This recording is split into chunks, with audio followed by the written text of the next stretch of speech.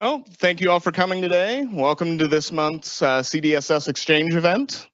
The CDSS Exchange, for those of you who don't know, is a regular speaking and presentation series here at CDSS to help showcase some of what we have going on here and at related departments and agencies to promote inter and cross-departmental awareness and engagement among those of us in public service.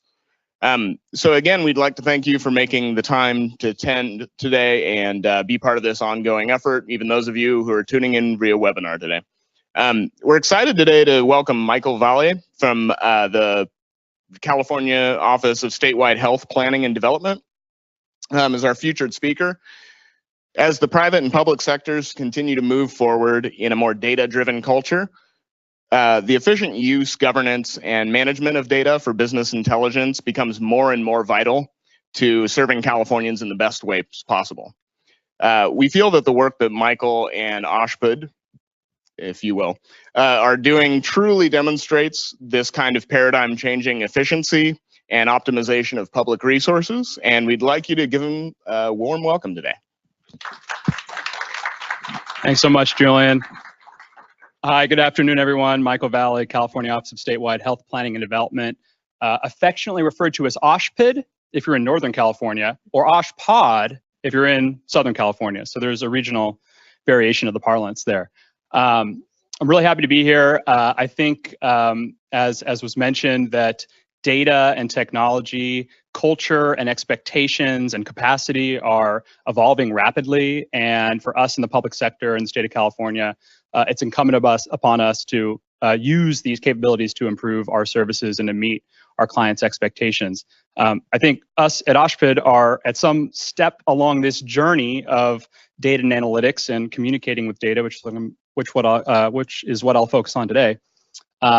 We're certainly not at the end of that journey. And so some of what I'll share is a little bit aspirational. These are our plans on how we can improve our data and analytics practice. And I'll share some examples of what we've accomplished so far. And hopefully it's useful for you in your work. And I'm happy to connect after today's presentation or another time to share more.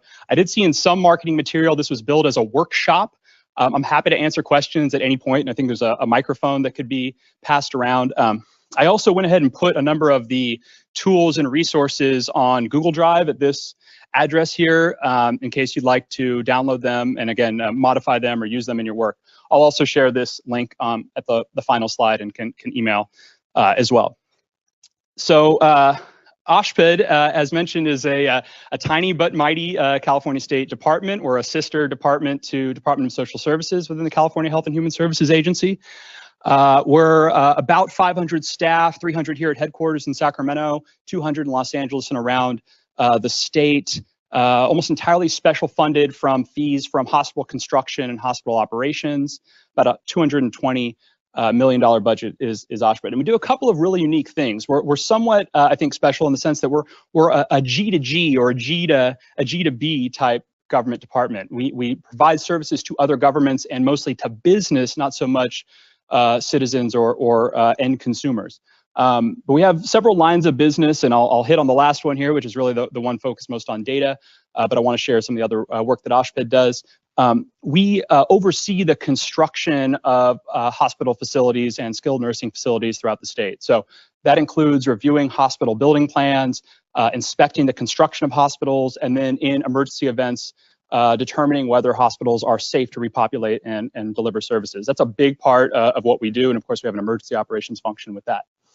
We also have a small loan insurance division. We finance emerging needs by insuring the construction of nonprofit hospitals to increase access to care.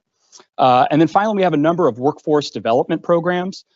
We provide loans, scholarships, and grants to healthcare practitioners that agree to practice in underserved communities for a fixed period of time.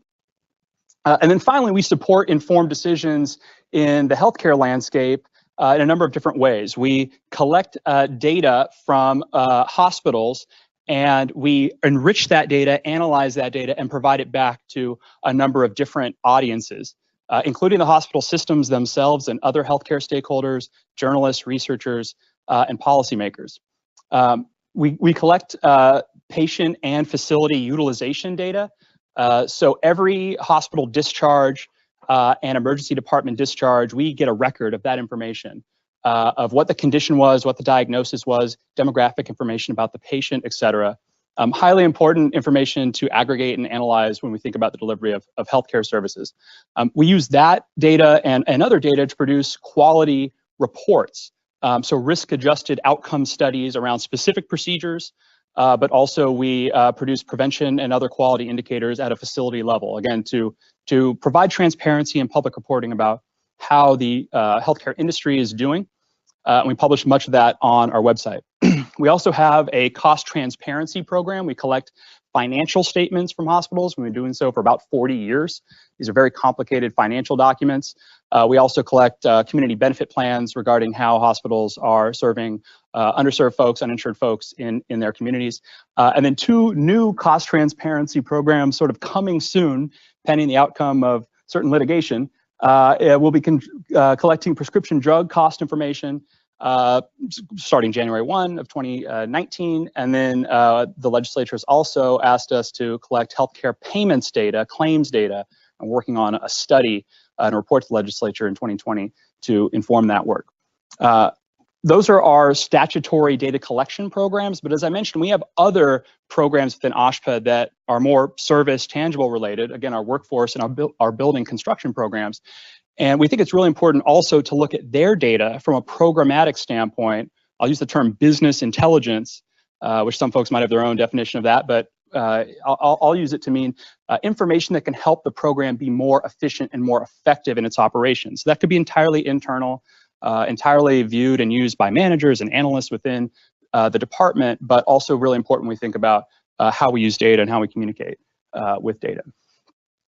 I'll just share this to share that our organization went through a change last year. We actually combined our analytics, data and analytics division with our information technology division. So now we have one information services division under our chief information officer. That type of reorganization is not necessarily the best fit for all departments, but I share that to say that the collaboration between program, our data managers, and our technologists is critically important to be successful from a data and analytics perspective, however that might manifest in your organization. Again, we're looking at this from an information services division, both internally, how do we improve our OSHPOD programs and make them function more efficiently? How do we give our program managers those tools from a data and analytics perspective to do that? But then how do we also produce data for our external data consumers? Again, healthcare practitioners, researchers, policymakers, et cetera, from a transparency standpoint, so that they can use those data as well. So we're thinking about both of those 2 sort of primary audiences from an information services perspective when we're talking about data and analytics. I should share too that, you know, some of this perspective is a little bit of the organizational management type, so I apologize for that. But we have a lot of practitioners within the organization that are getting their hands dirty with these type of techniques and with this work. And again, happy to put you in touch with anyone there if you have questions that I can't answer today. So from a division standpoint, we set out some really specific objectives in 2018 that we wanted to execute on to improve the way that we manage data and analytics and improve the way we meet stakeholder needs, meet our client needs with data. So we set out these 5 kind of general objectives. We want to strengthen our client-centered design skills, think about how we're designing both software, technology products, but also data products for clients and how they're interacting and gaining value from those things. From a data collection and management standpoint, we really want to improve the timeliness of our data. That's been a consistent goal of ours, I think, for a number of years is, you know, we collect these data from hospitals. It takes us a year plus to quality check, curate, and provide back the data. So we're trying to improve our systems and processes to make that as timely as possible because we know there are clients trying to make decisions and the more timely data can help them do that. We're also focusing on cultivating client relationships, so understanding as well as we can who the users of those data are, trying to assess their needs and their objectives, and then aligning that with our mission and strategies as an organization and how we see ourselves fitting into the healthcare landscape and serving as a government department, trying to provide a little bit more methodology and structure and discipline to the way that we do those things. So we've organized into what we're calling a data and analytics practice. I'm really going to focus on the data product side of things today to talk about data communication, the output of technology platforms, people that are managing data, the processes to provide those data, and then the end product. So I'm going to focus there, but we've analyzed, or we've really organized a data and analytics supply chain when we think from a management standpoint about how our teams work together, how we organize roles and responsibilities, et cetera. And so I just wanted to touch on this again, because I think regardless of the organizational structure of your particular unit or division, the collaboration across these different areas is really critical. Starting with program needs and strategies and goals, what they're trying to achieve and their understanding of their clients and stakeholders. From a data management, fulfillment, and consultation, what kind of data do we have? Where are the gaps? What are the quality metrics that can meet those goals, or where can we not? And then on the technology, and I'm going to really focus on web today when we're thinking about data communication and presentation, what are the tools and what's that last mile to deliver that product in a way that meets those goals? So again, I think that it's just critical that wherever these pockets of responsibility or excellence reside within your particular group, them working together is really, really important, or so we found. So we're thinking about our data products in a number of different ways. Again, this is part of our core mission, is producing information services and products for external consumers. And we have about 200 data products that we regularly manage. Some of those have been, again, persisted for decades or a number of years. Some of them are emerging. We're trying to look at new technologies and new needs in the healthcare landscape that we can meet, et cetera. So we're sort of trying to rationalize what those data products are, how we improve them, change them to meet our strategic objectives and what clients are asking for. So there's a couple of different ways to think about that. One, I'm going to call it content, in terms of what are the topic areas that we should be looking at. And again, we could focus on many different things, and we're responding to the areas of public import or research import or policy import that are going on in the healthcare landscape. But we're also thinking about business intelligence, right? Where are those areas of process improvement that bringing data to the conversation could really make an impact? So part of that, thinking about what is it that we're producing. I'm going to call this mediums. Okay, what is the medium? How are we providing that information product, that data product, right? How can the client make most use of it for their specific need? So trying to match those things up. Maybe it's a raw or open data set, a flat file that can be machine readable. Maybe it's a pivot table that, it's Excel, it's on your desktop, you can use it pretty easily. You don't need any special tools. It gives you some capabilities there. I'm going to share some specific examples around online visualizations and interactive reports, especially when we're talking about reaching a broader public audience. That's been something that technology tools have really become more available, commoditized in order to do that. And then again, for us at OSHPD, we're also producing these statistical, highly curated analytical reports and products, but we also want to understand how those are being used, because those take a tremendous amount of time. We apply a tremendous amount of resources to them. PhD researchers spending a lot of time building these things. And so understanding what value they provide, again, to supporting informed decisions in healthcare, and how can we improve them, make them more efficient, provide a different topic to those highly curated reports. And then getting a little bit more on the technology side, what is the production mechanism that we can provide that in the most efficient and cost-effective manner? Is it taking manual intervention by staff? Well, certainly the statistical reports are. Can we provide self-service software tools that analysts and staff can be trained to use, and then they're able to use in their own desktop environments? Can we automate the data processes and ETL processes to remove as much manual intervention as possible? So we're starting here. Again, we have an existing way of doing things, and certainly we're on a journey, as I mentioned, to improve. But this is sort of some of the ways that we're thinking about rationalizing the way that we communicate with data and produce these products. So as I said, we've done a couple of different things, and I think my check mark got moved around a little bit here, but we've inventoried those products, again, 200 and plus that we currently manage and maintain and produce. We've also documented and are maintaining a set of user personas or client personas, audiences. Who are the people that are producing these? These are meant to be a composite that represents what their needs are. And so we've gathered this information in a variety of different ways. We've conducted interviews, surveys. We look at quantitative data such as usage and web traffic analytics and things like that, and made our best guess about who the users of these data are and what they're doing with them. Next steps is we'd like to produce some more rigorous key performance indicators, KPIs, about what our goals are for those data products and whether we're meeting them or not. So we're working on that. And then we're also standing up an outreach and engagement program, actually a team of folks whose mission is going to be engaging with clients and stakeholders around their use of data. So they're going to be the sort of maintainers and implementers around these surveys, interviews, focus groups, et cetera, to really try to understand who the users of these data are and how we can improve them. So again, 2 steps out of 4 and more to go. But I'll show some examples of what we've been able to achieve so far. Here's an example of an audience persona profile. This is one of the documents I went ahead and throw up on the Google Drive, but it just has, again, questions about what this role is. So for OSHPD, the role might be a hospital administrator, or the role might be a healthcare researcher, or the role might be a journalist, et cetera. And what are their needs or goals or problems that they're trying to solve that OSHPD services or data might help them with? What are their alternatives to seeking out OSHPD for this service? What are their pain points and frustrations? How can we improve the way we do things to meet those needs? So again, this is meant to be kind of a snapshot, and it's sort of like our best guess hypothesis about these different groups, but we continually iterate and add and try to fill out this profile over time. And again, we're going to form a team to help us do that.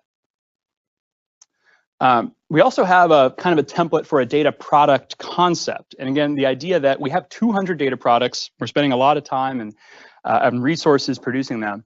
When another great idea comes up, we really want to capture from a planning perspective right out the gate what the audience is, the objective, and the KPIs of this particular data product will be, again, so that we can line up the resources and planning in order to support that. So I also included this on the drive, but again, we're thinking about who's the audience, who might be primary or secondary audiences to the data product, what's the purpose of this, what goal do we expect them to achieve from a couple of different dimensions.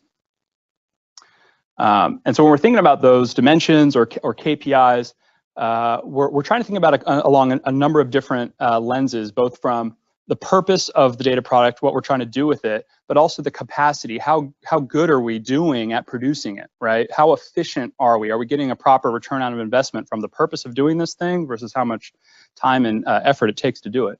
So we're thinking about data from a purpose standpoint. There's a couple of different ways that we're trying to do that.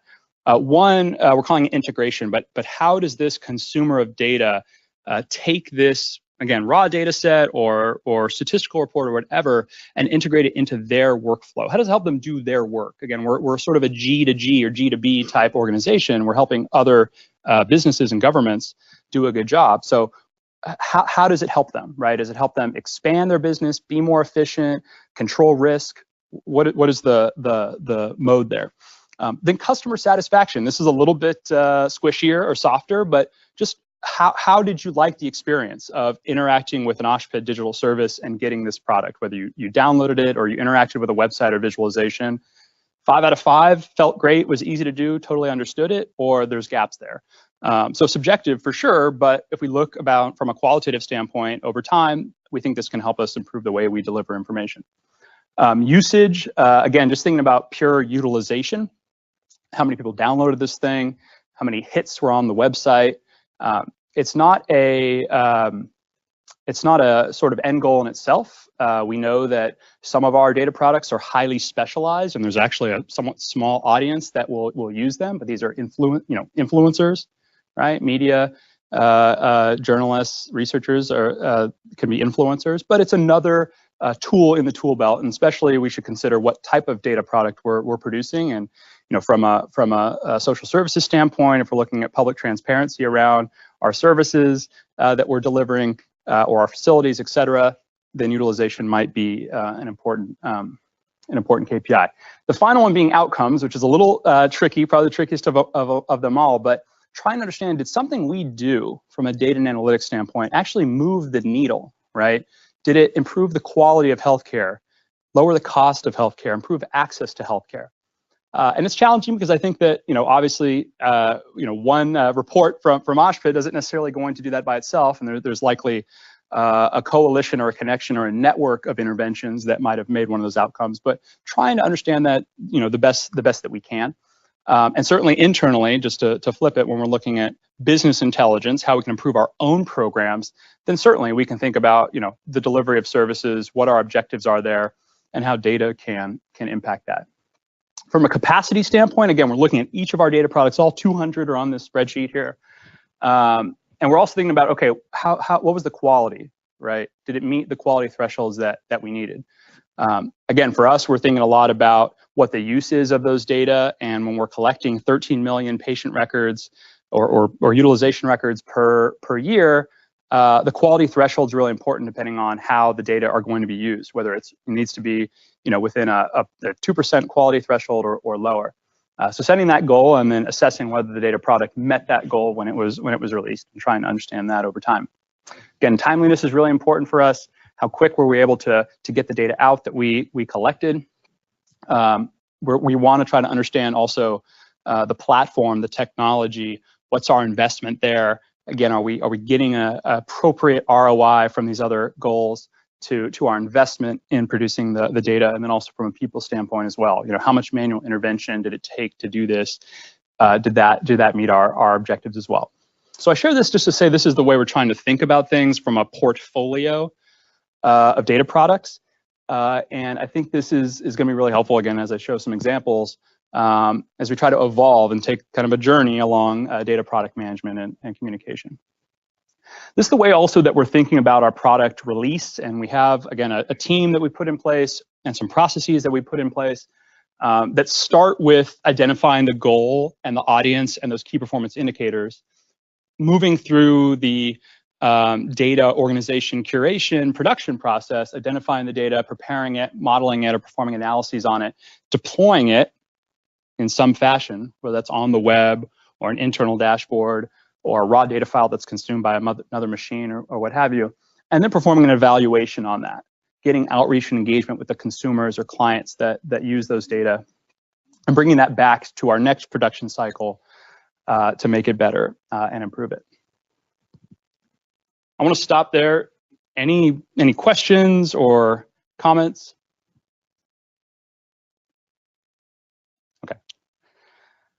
So I want to share a couple examples here. I'll start with some of the data visualizations that we've been producing, and I made it a explicit point not to include any technology diagrams or talk. If you guys want to talk about technology, I'm happy to do it, but I'd rather just share, again, kind of from a process standpoint, what we did and why. So I'm going to start with a business intelligence example, again, trying to improve our internal service of reviewing hospital construction projects. And so there's two examples. One is called the Project Assessment Report. And as you can imagine, hospital construction projects are extremely complex, and they vary tremendously because we have a role in retrofitting or remodeling a hospital, which might be a $500,000 project, versus building a whole new hospital like Kaiser and the rail yards, which is going to be $1 billion. So these take a lot of time, and there's a lot of different touch points from OSHPD to do that, right? We have a whole team of engineers and architects, from structural engineers to electrical engineers to mechanical engineers, fire and life safety. So it's a very complex process. And we have a data system, a business case management type system that we use to track this work. And so what we've done is produced a report that shows how long it takes us to perform each of those checks. This is incredibly important to the building industry, right? I mean, there's a lot of dollars at stake, and the more efficient we can be in performing our role in reviewing that hospital, the more efficient the builder can be in producing that healthcare facility. Overall, it affects cost of care, right? We don't want to be a bottleneck to producing healthcare facilities and access to those services. So it's really important, and what we've done is tried to estimate, based on our historical data from our case management system, what the average turnaround time is for a construction project of a similar scope and type. And then also the hours spent per those different disciplines. And so we're using this report internally. I have a note there. This is internal only, and we use it from a management and staff perspective to see where there might be bottlenecks in our process. and how we can improve that.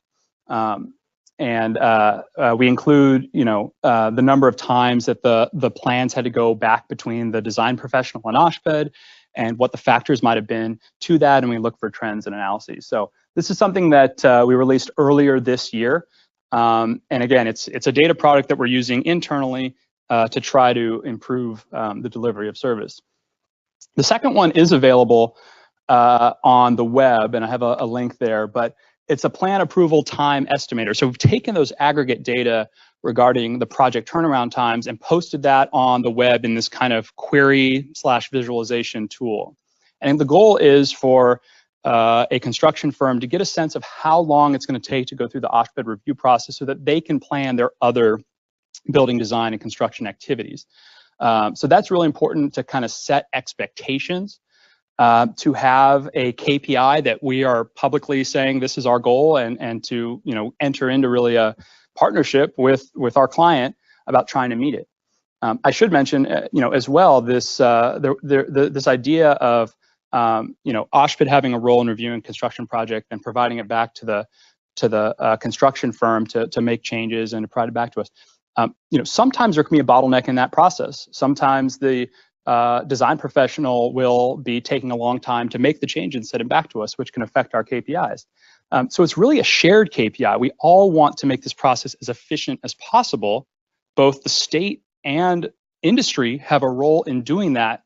Let's come together around this shared goal, and so we can sort of hold each other accountable to those different measures. Again, we're just starting this, and the program is extremely collaborative and open. It has really strong stakeholder relationships, which is, I think, what makes this possible.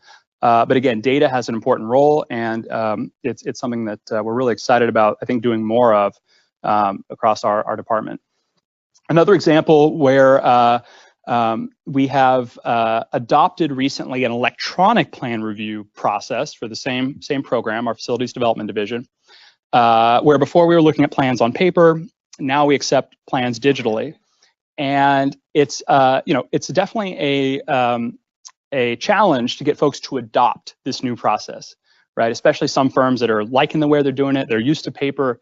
To ask them to submit something electronically, was a burden or confusing to them. But what we're able to show here with some different visualizations is how the turnaround time has improved considerably with electronic plan adoption. Right, so that's important for us, I think, from a tech standpoint, because we're showing and proving the value of a digital process over a manual one. But again, it's also a way to show to the industry, please adopt this new way of doing things, because we're able to serve you better. We're able to improve our turnaround times if you're able to do that. It also raised some additional questions now that we're looking into these data, and this is just one snapshot of, again, we have multiple different project sizes and types. There's a lot of complexity here, but it raised those type of questions. What office locations might be performing better than others, what regions might be performing better than others. There's all types of business program managerial decisions that reviewing these data have made possible. Yeah. Are these like architectural plans that we have on the or are you talking about project plans where it might be like a Word document or something like that? These are blueprints. Can you re-ask the question? They can't hear you without. Sure. The question was whether these are architectural plans where what they're submitting is something digital and has like a graphic or image, or if it's more of like a project management plan and it's in a different format like Word or some other format. No, these are construction blueprints. So you can imagine also we should have another way of looking at this in terms of cost savings to the state, because we have a warehouse that has 30 years of physical blueprints for all hospitals in the state. We're required statutorily to maintain records of those because hospitals exist as buildings for decades, right? So in case of an emergency, we need to potentially review those. So there's a great cost savings too in adopting a digital format for reviewing and intaking those plans, and the industry is there as well. But it's a matter of, I think, us adopting best practices, adopting digital practice, but also using data to show how that's producing value, right? Show how that is justifying its ROI and outcome from that perspective. We're also using data and analytics, again, just to switch gears a little bit on our public reporting side. to just change the way we produce reports. Meaning, we used to produce reports in PDFs that were human readable, that took a long time to produce, that were not manipulatable by the people that were trying to use them. And we're trying to do more, create a raw open data set of the raw data, and then produce an online report, a visualization, an interactive dashboard to manipulate the data. From the human readable standpoint, we think that's beneficial. You're interacting with it on the web. You can query and sort and do more complex functions with it. And then if you do want to analyze, manipulate, or ingest the data into a machine or tool, we're producing the raw CSV flat file for you to do that as well. So we think there's a cost savings in this, in addition to being a better service to a number of different clients. And so we're trying to take this approach with the way that we're producing a lot of our data products. I also wanted to share a recent product that we just launched, I think a couple of weeks ago. This is the URL to get there. But again, as I said, we've been collecting these hospital financial statements for 30 plus years, almost 40 years. And they're very, very complex. They're accounting statements. They're based on generally accepted accounting principles. They're something like 13,000 columns wide from a flat table perspective. And there's a lot of valuable information there. We produced Excel files of that information posted on our website. We produced pivot tables, which for some were really valuable and useful. But we think that there's a lot of other audiences, more general audiences, that would get a lot of value out of this type of tool if we're able to put it online, visualize it, make it queryable in an online format. So that's what we did. And again, there's a lot of interesting kind of factoids that unless you were digging through our pivot tables and Excel files, you might not be able to see. We have revenue by source of payer, which is interesting to many in the health plan space. We also have information regarding uncompensated care, so the uninsured that the different facilities are seeing. So we're really excited about this. We're sort of in a soft launch period, but we think that there's a lot of folks that could get value out of this. Actually, we have a lot of really sophisticated journalists that use our information.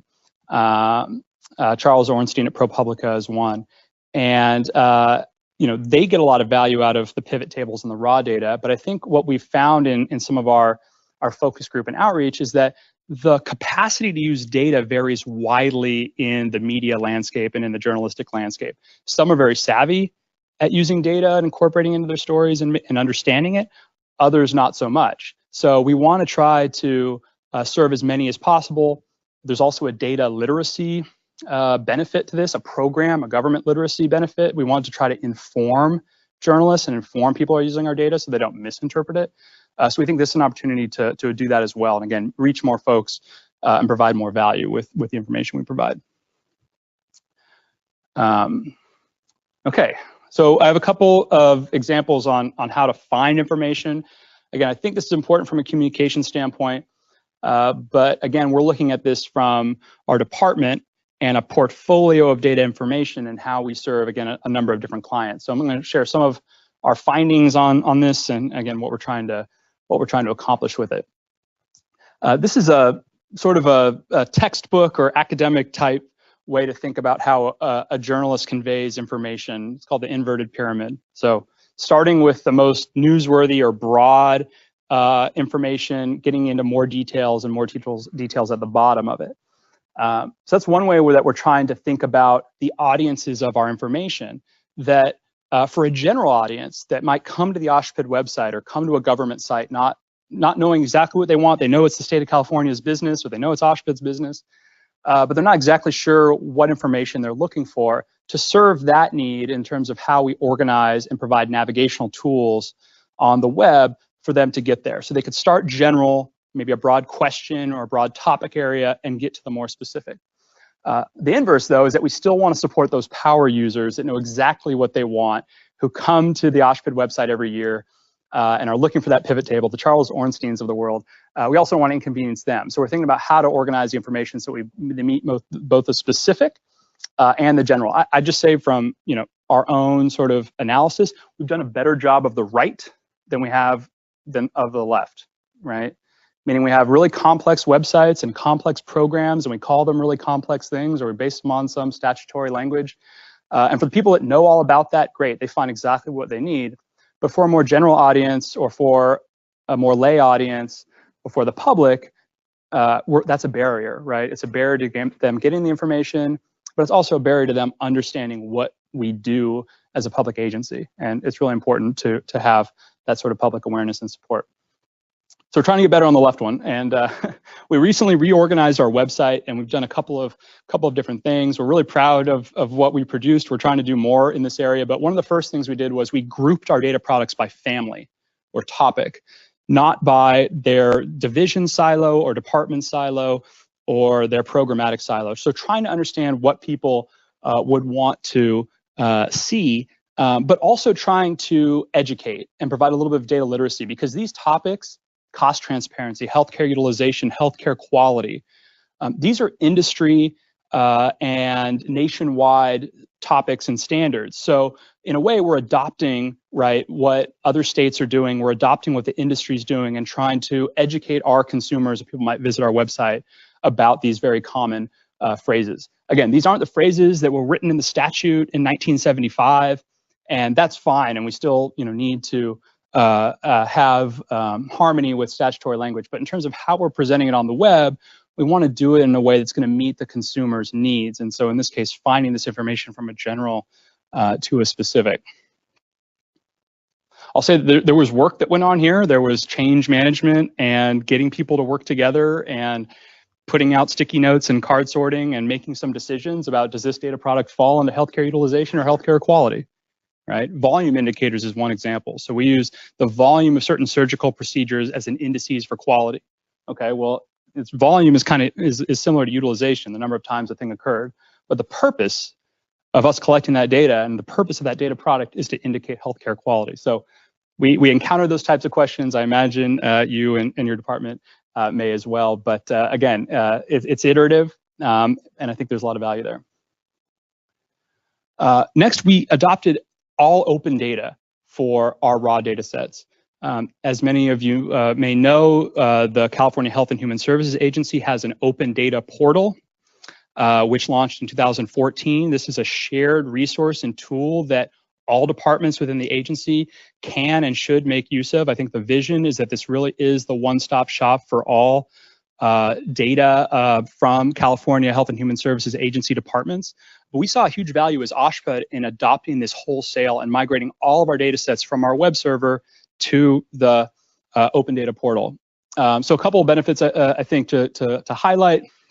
It provides a single source of truth and a one-stop shop, meaning if you found this information through OSHPD's website or you found it through the open data portal, it's the same file.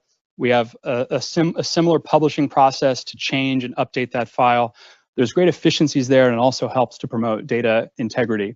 The agency has adopted a standard metadata and data dictionary schema. So again, from a data literacy standpoint, a lot of that work's already been done. The standard has been developed. We just needed to adopt it. And again, it's the same schema that other departments are using, DSS is using when they're publishing data to the open data portal. I think this is really helpful for consumers, for Californians who are trying to understand the data that our departments produce, to see the descriptions of those data, the metadata, in a comparable way. I should also add that the portal as a technology platform is built on a technology called CCAN, and all of the CSV files, the raw data sets, are API enabled, meaning that they can talk to other machines without building or maintaining web-based connections. So at OSHPD, we upload our data sets to this portal, and then our website points to it to display a catalog of just the OSHPD data sets. So again, if you know that OSHPD manages and produces the data, you can come to our site. If you're exploring health and human services more generally, you might be up on the open data portal and find one of our data sets, and it's the same location for that. We're also trying to optimize our search experience. Again, thinking about our goal that there are general audiences that are trying to explore, don't know exactly what they're looking for, but may want to find it, but also really specific audiences that know exactly what they want, and we want to get them there as efficiently with the fewest amount of clicks and the fewest amount of cognitive load as possible. So we're thinking a lot about that. We've been doing some heat mapping and click tracking on our site to get a sense of how people are using our legacy site. This is an example of an older page here, and then trying to diagram out how we think those users will want to respond. Again, we're trying to meet both audiences. We have a lot of information on our pages that we provide, and so thinking about how we organize it and provide it has been a goal. We're also really trying to build out a profile around hospital facilities, because this is the sort of common operating identifier of all of what we do as a department. For other departments, maybe it's patients or maybe it's beneficiaries. But from the facility standpoint, this is all public information, right? Information about the facility. And there's a lot of complexity there when we talk about licensing and what services the facility provides, et cetera. And historically, we've collected and managed those data in different data programs, in different silos of our organization. But what we're trying to do is present a 360 profile of hospitals and long-term care facilities on our site as both a way to inform and allow people that are looking for this information to see it by a facility or by a county or by a zip code or by a legislative district if we're talking about a policymaker. And also be a hub to all the different data assets we provide around that facility. Again, there's a lot of complexity, we have a lot of different reports and things like that, but we're trying to think about how do we operate as a department, mostly around healthcare facilities, and so how can we think about the way that we produce and communicate data in that regard. So we have an MVP, a minimum viable product of this service on our site now, but there's a lot more we'd like to do with that as we move forward. Now I want to share a little about some of the reference materials, and again, I posted these on the page, and I can share them with Julian and folks to send around for you if you'd like to use them. But we've produced a couple of different tools here to help manage the way that we produce data products across our various teams. And the first is we produced a data visualization reference guide, and it includes a checklist for when an analyst or a program manager is producing a data visualization, the things they should be thinking about, the standards that they should follow from a sizing standpoint, from a display standpoint. We've set a goal to make as many of our data products as possible mobile responsive. Again, trying to reach a more general audience. We know it's not possible with all data products, but we want it to be a goal. We want there to be harmony from a branding standpoint of what we're producing. So there's font and color requirements. Also, we'd like for our information to be accessible to folks with disabilities. So from a color contrast standpoint, from alternative text standpoint, we're trying to make those available.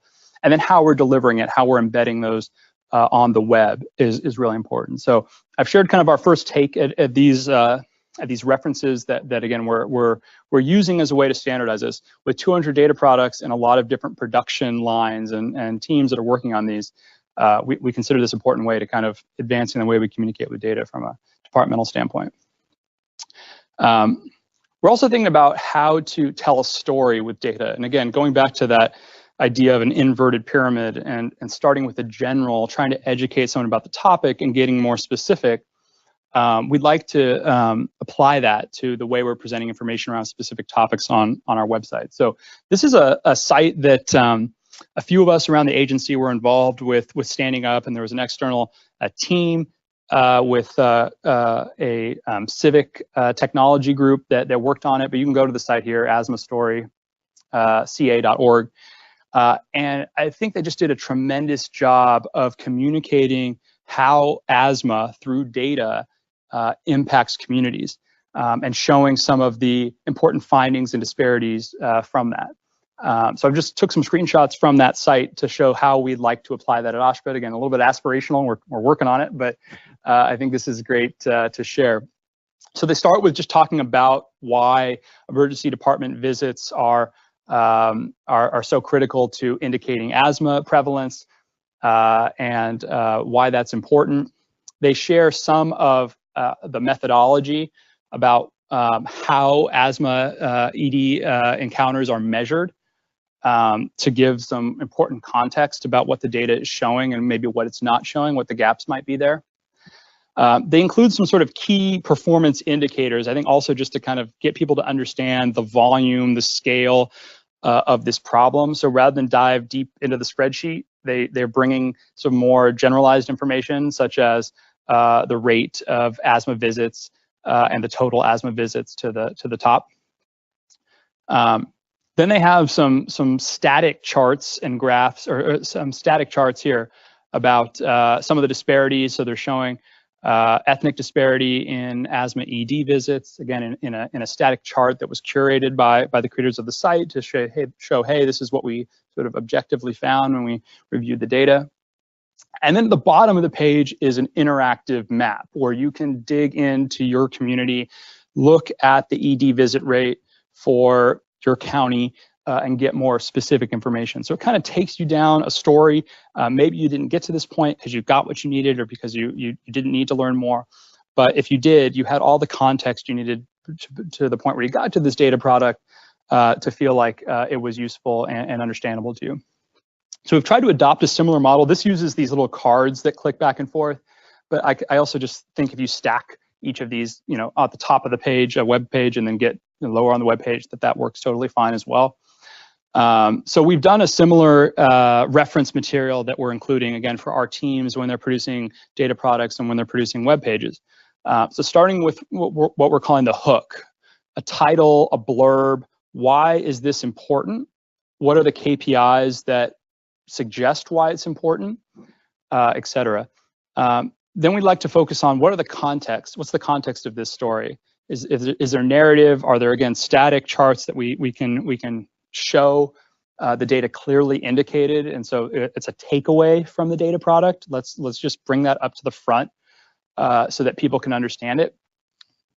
And then let's put our interactive visualization on there. And I think this is where a lot of our data analysts, our internal researchers that work at OSHPD, obviously they spend a tremendous amount of time on producing these analytical products, and they're really, really proud of them, and they should be. But what I'm suggesting to them in my role is, if we're going to spend 80 hours on producing a really complex statistical product, let's spend 20 hours on producing the data story that helps explain it and communicate it, right? Kind of the 80-20 rule. And so we're trying to focus on that. And then again, the supporting documentation. Let's use the metadata schema and the data dictionary schema that the agency has already adopted to provide that supporting information so that people can find out, the temporal range of the data, the geographic granularity of the data, the source system of the data, all the other information they might need. Let's put it in the same format that the rest of the agency has adopted so that it's comparable there. And so we have a number of featured data stories on our site. We think there's, again, we want to do much more in this area. I think another way to think about it too is, again, at OSHPD, part of our mission is informing decisions in the healthcare landscape. That's part of what we do. But I think there's also an opportunity to tell a data story about whatever program, whatever government program that you're a part of, meaning sharing why that program exists and sharing some of the KPIs and the outcomes that you're helping to achieve. That's important, again, from a government literacy standpoint, a data literacy standpoint. So we have one of those as well that we produced around earthquake safety. Again, this is an important statutory program within OSHPD. So at the top of our story, we include information about some of the seismic events that occurred, the Northridge earthquake, the Sylmar earthquake, that were the progenitors of the statutes that established the program, so sort of that why. We included some data visualizations about the seismic performance category of buildings over time to show that the creation of the seismic safety program in OSHPD has reduced the number of buildings that are of threat of collapse in a seismic event. And so we use simple pie charts to demonstrate that the program has been effective in this area. And then we have a more complex data visualization that actually has a slider where you can slide from 2001 to 2018 and see the decrease in seismically vulnerable buildings, and you can zoom in on your community or where you live to see that progress. So again, a little bit more detailed of a data visualization that folks can explore on their own. And then again, we adopted the metadata and data dictionary information from the agency on that as well. So we're really excited about this. Again, I think from a communication standpoint, it's something that we can all do. That this is something that there's obviously a lot of complexity in the technology tools and the data management aspects of it and the statistical analyses, and that's all really great. But this is that last mile, I think, to making what you produced as usable and valuable to the consumers of it as possible. And it's a little bit of it's a cherry on top for us super technical folks. For the super technical folks in the room, maybe it seems like some sugar coating, but I think it's really, really important, again, to making this really really complex programmatic information understandable to more people. So that's the end. Again, there's my my contact information's down there on the bottom left. If you'd like to reach out, I'm happy to follow up with anyone in person or after the event here today.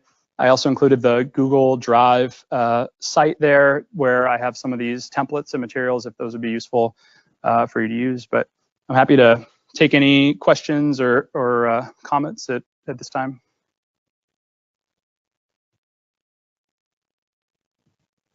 Okay, I'm gonna give you the mic.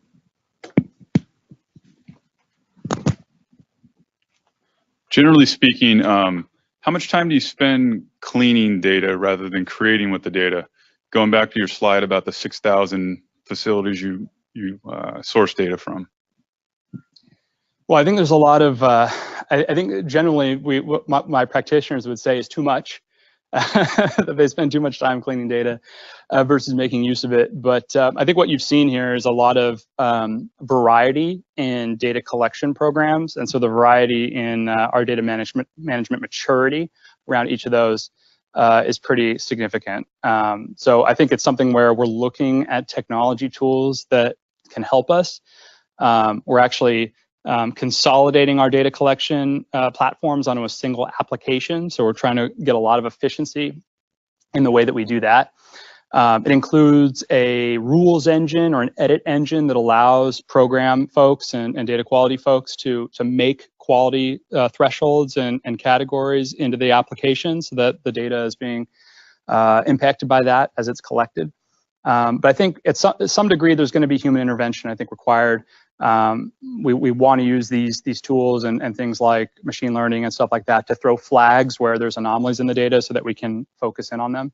But again, it's a maturity journey that we're still going down. Thanks. Could you say something about the data quality metrics that you're using and how you manage data quality?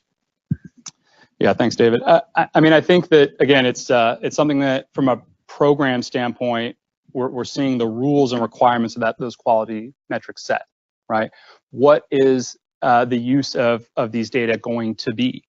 For our facilities folks, it's about management decisions, right? So the quality needs to be at a certain level, but it needs to be more, the data and analytics indicator needs to be more directionally correct so that we choose to focus on this or focus on that or invest in this versus that. Totally different quality profile than our analytical products for researchers, right? Who are trying to conduct statistical analyses from a longitudinal standpoint on the entire state. So we don't necessarily have fully developed a quality program that encompasses all of those different use cases.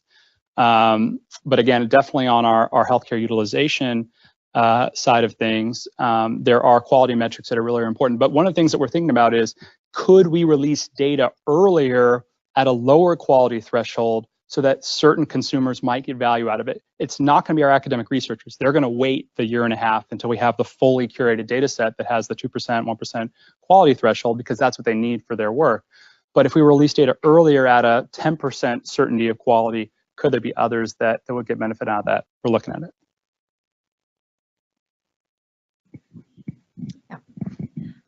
Can you talk a little bit more about self-service tools? I think I heard you mention earlier that you guys are trying to make data more self-service, and that's sort of a goal of ours here at CDSS as well. particularly with our internal program customers. So just like to hear a little bit about what OSHPD has done in that. Sure, no, happy to do that. I mean, I think again that we're in a time of great commoditization of analytics tools. I've even heard it coined as the visualization arms race, that there's just so many tools and they're so cheap. And IT departments will argue about which one's the best or whatever. I don't really care about the technology tool. I think what's important is providing something that people can be trained on, that state staff can learn and have access to in their workstation environment. That's kind of the front end need that I see from IT. And then on the data management side, it's making those data available in a way that they can get access to them in the way that they'd like to make best use of them. So for us, part of that challenge has been taking data out of our transactional systems that need to be used on a regular basis, like our case management systems, and putting them into a data view or a data lake that those front end tools can have access to. So a lot of the stuff you saw from our facilities department, those Tableau dashboards, those were created by program staff that have been trained to use the tool. The data management staff, again, have been working really hard to take their rules and requirements into the views and the data that they're producing so that they can make those, visualizations out of. But it's certainly a process, and I think that, again, collaboration between program, data managers, and IT, and there might be blurred lines between those different individuals in your organization is really critical to doing that. But the front-end software tools, I think in most organizations, again, we're a couple of orders of magnitude smaller than DSS, is not the biggest challenge. Helps. I'll repeat the question. Oh, there you go.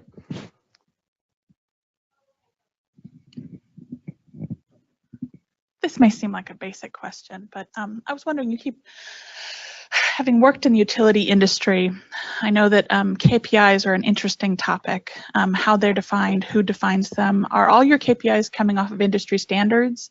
Do you have people in your organization who are defining your KPIs? How do you guys go about coming?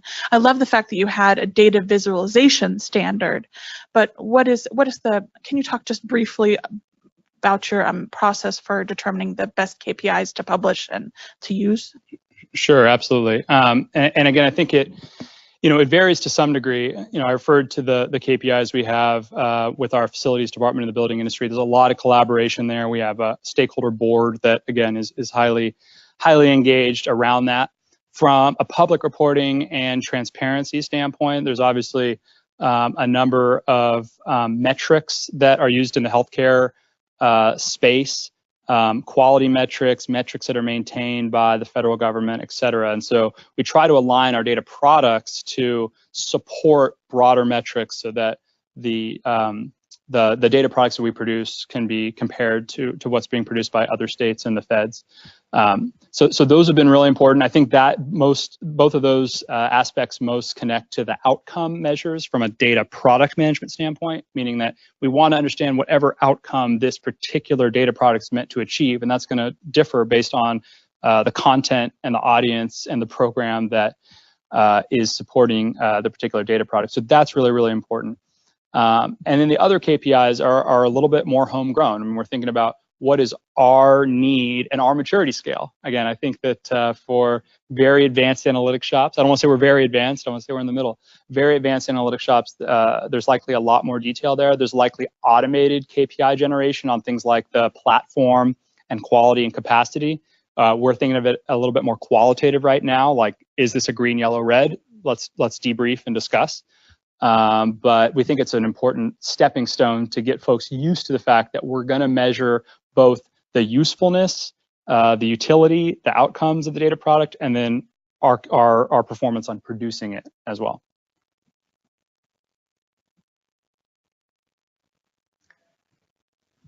All right. Well, thanks so much. Really appreciate the time. And happy to follow up, and please shoot me a note if you'd like to know more. Thanks so much.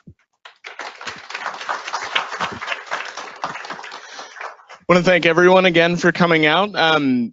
Give Michael another hand. It was a great presentation. Lots of great stuff there. We'll be following up with you after these events with a brief survey. If you will, please let us know how we did. what you learned, what you found useful, what we could have done better. All of that, we want to improve these as much as possible and make them as informative and as useful to your time as possible. I think that's about it. Thank you all for coming again.